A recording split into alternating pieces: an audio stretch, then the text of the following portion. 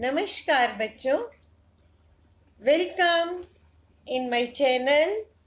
और नमस्कार, सत श्री अकाल, सलाम वालेकुम, have a good day, enjoy your day बेटा।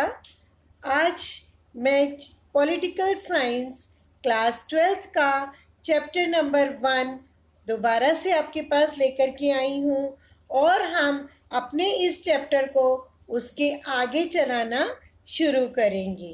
तो चलते हैं अपने चैप्टर की तरफ और हम आगे बढ़ के काम करना शुरू करते हैं।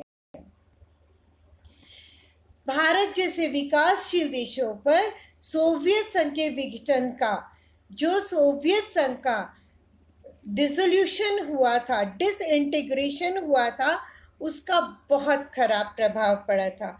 जैसे विकासशील देश जो थे, डेवलपिंग कंट्रीज जो थी, उनके ऊपर अमेरिका जो था वो बेटा अब अपना इंटरफेयर करना, हस्तक्षेप करना शुरू कर चुका था। उसी के साथ ही साथ जो कम्युनिस्ट आइडियोलॉजीज थी, कम्युनिस्ट विचारधारा थी, उसको भी बहुत बड़ा धक्का लगा था। विश्व के सबसे महत्वपूर्ण संगठन जैसे कि IMF, इंटरनेशनल मॉनेटरी फंड और वर्ल्ड बैंक, विश्व बैंक जो है, उन पर भी अब क्योंकि अमेरिका ही एक अकेला शक्तिशाली रह गया था, सुपर पावर रह गया था, तो अमेरिका ने अपना प्रभाव इन दोनों ही ऑर्गेनाइजेशंस पर डालना शुरू कर दिया था।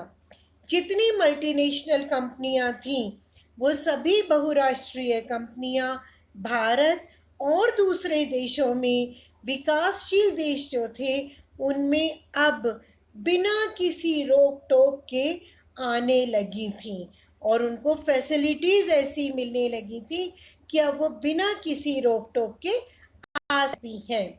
जैसे कि consequences of disintegration of Soviet union on developing countries like India. America जो है अब वो पावरफुल होता जा रहा था और अमेरिका का फाइनेंशियल ऑर्गेनाइजेशंस IMF और वर्ल्ड बैंक दोनों के ऊपर ही अमेरिका का डोमिनेंस चलने लगा था। शॉक थेरेपी, जी हाँ, शॉक थेरेपी का शाब्दिक अर्थ जो होता है वो होता है आघात पहुंचाकर उपचार करना। जब साम्यवाद का पतन हो गया, कम्युनिज्म जब खत्म होने लगा और सोवियत संघ के जितने रिपब्लिकन स्टेट्स थी वो इंडिपेंडेंट हो गई और उन्होंने जब इंडिपेंडेंट होने के बाद, स्वतंत्र होने के बाद पूंजीवाद को अपनाना था, उस समय विश्व बैंक, वर्ल्ड बैंक और अंतर्राष्ट्रीय मुद्रा कोष यानी कि IMF ने सभी साम्यवादी देशों को, जो गणराज्य सोवियत संघ से स्वतंत्र हुए थे, उन गणराज्यों को एक मॉडल अपनाने के लिए कहा। इस ट्रांजिशन के लिए एक मॉडल को अपनाने के लिए कहा, जिसे कहा गया शॉक थेरेपी। शॉक थेरेपी में क्या हुआ, सारी स्टेट प्रॉपर्टीज को अब प्राइवेटाइज कर दिया।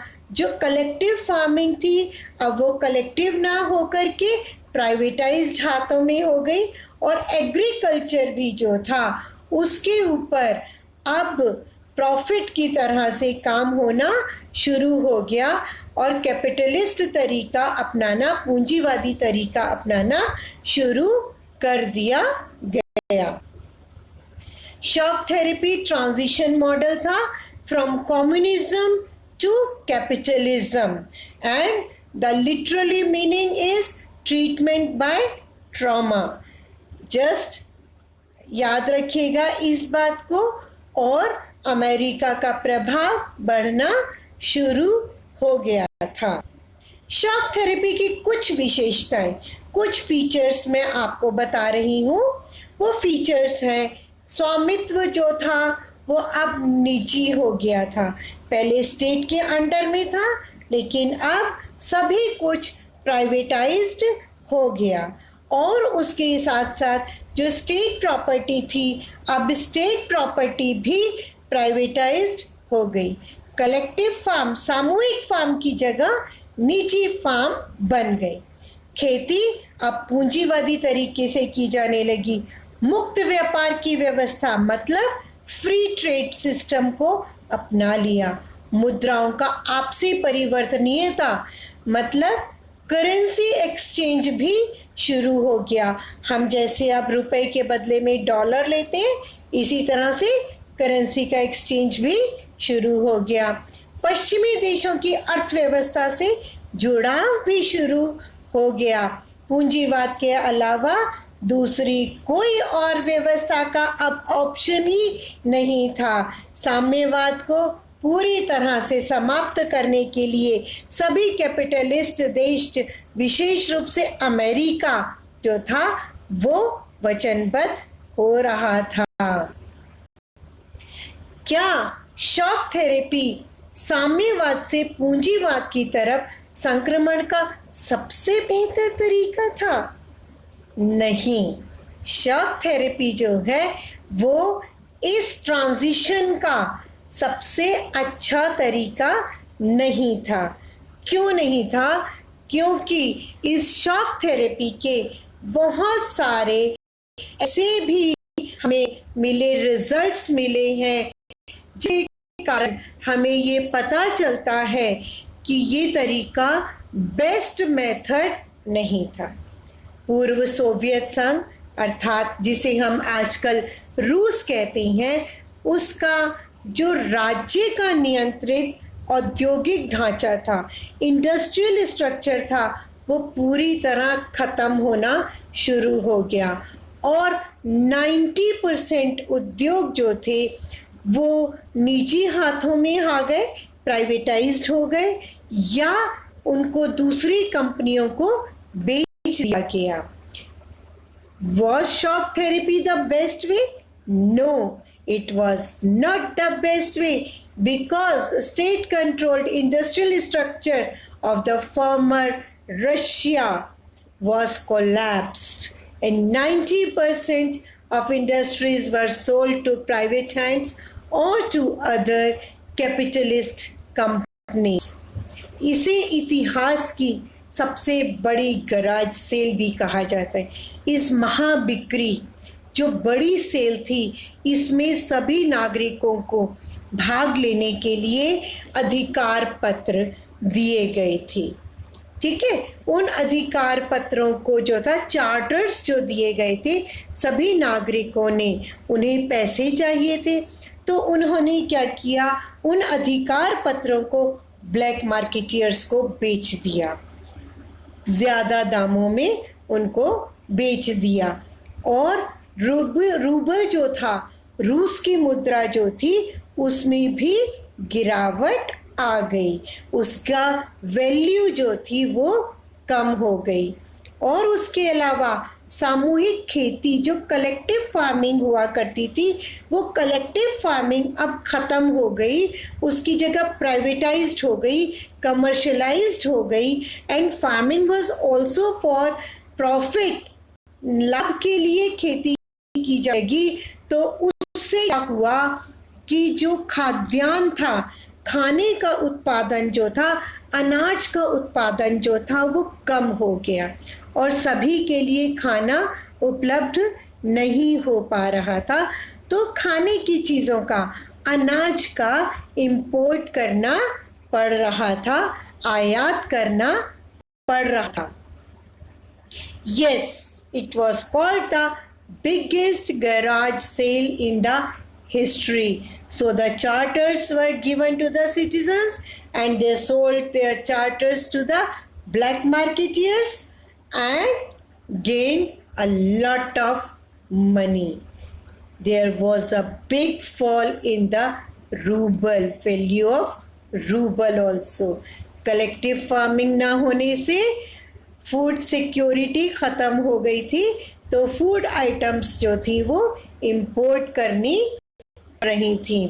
1999 का सकल घरेलू उत्पाद जो था ग्रॉस डोमेस्टिक प्रोडक्शन जीडीपी वो 59 के कंपैरिजन में और भी नीचे आ गया था।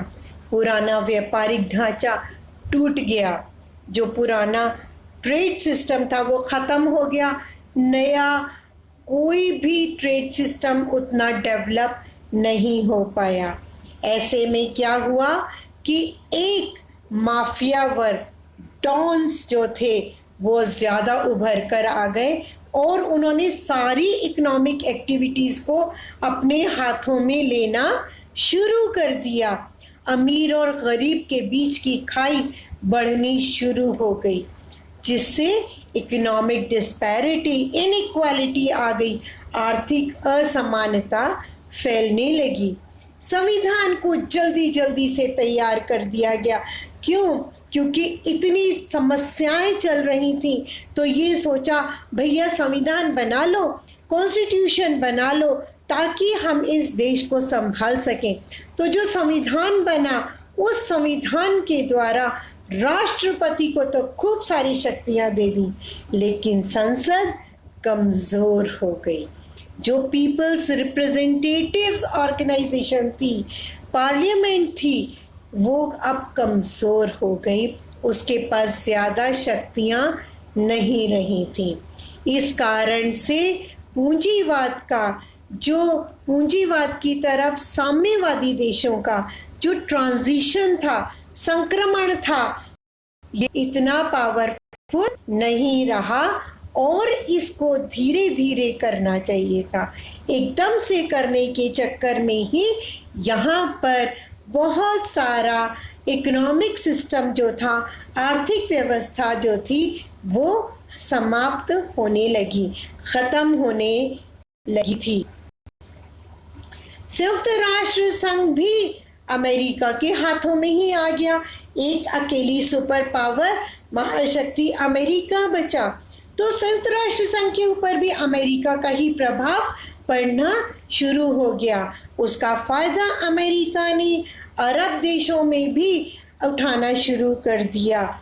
और मैं आपको अरब स्प्रिंग, खाड़ी युद्ध के बारे में अपनी अगली क्लास में बताऊंगी।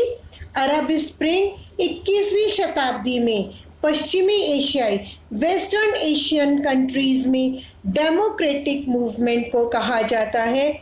ये आंदोलन जो थे, ये ट्यूनीशिया से शुरू हुए थे दिसंबर 2010 में, जब मोहम्मद बाउज़ीज़ी ने अपने आप को आग लगा ली थी, एमोल्यूशन कर लिया था, सेल्फ एमोल्यूशन के साथ ही शुरू हुई थी। और इस समय जो विरोध किया जा रहा था, सरकारों का विरोध हो रहा था, उसका तरीका था हड़ताल करना, स्ट्राइक, धरना, मार्च पास्ट निकालना, रैलीज करना। इसी तरह से अरब स्प्रिंग जो था वो एक प्रोटेस्ट था, मास मूवमेंट था to begin democracy in western Asian countries. तो ऐसे देशों में जो ट्यूनीशिया से शुरू हुआ था, ये बहुत याद रखिएगा बेटा, इम्पॉर्टेंट क्वेश्चन है। कहाँ से शुरू हुआ था? ट्यूनीशिया से शुरू हुआ था, इन 2010 में शुरू हुआ था। And the methods of protest were strike, धरना, मार्च एंड रैली। इसके आगे का पार्ट मैं आपको नेक्स्ट क्लास में बताऊंगी। थैंक यू बच्चों, खूब मन लगा के पढ़ाई करो, अच्छे से पढ़ाई करो, मेरी वीडियोस को देखो, इंग्लिश और हिंदी दोनों की स्लाइड्स का फ़ायदा उठाओ। थैंक यू बच्चे, थैंक यू।